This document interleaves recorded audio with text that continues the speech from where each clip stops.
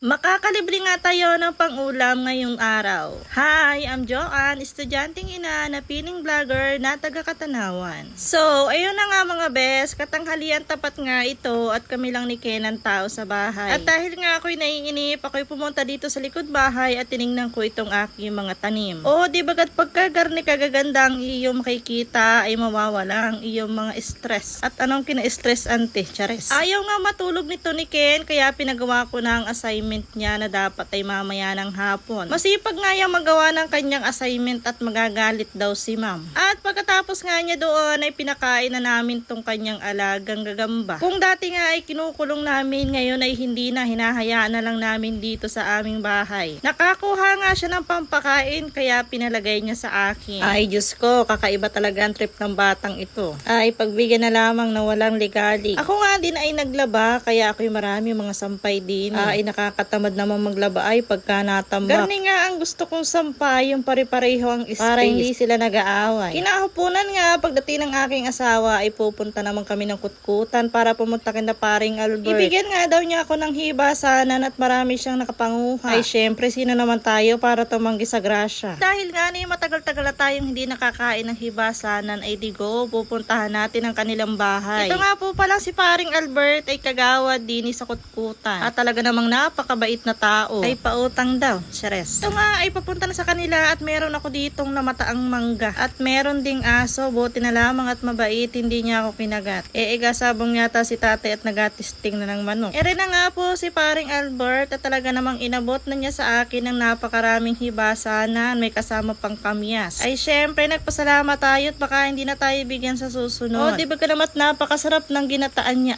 o kaya ay asabawan. Syempre meron tayong pang-ulam kaya tayo ay mauwi na at ito'y ating alinisan pa. Ito nga ay kailangang marami-raming hugas at talaga namang atanggalin pa natin ang kanyang mga lumot-lumot. Ang ginawa ko nga dyan ay aking binarush-brush yan at madaling matanggal ang kanyang mga dumi-dumi. O tingnan nyo naman at buhay pat na hinga-hinga pa sila. Pero dahil nga sila ang trip natin ngayong araw, wala sila magagawa, iuulam na natin. Minekos-mekos ko na nga yan para luminis agad.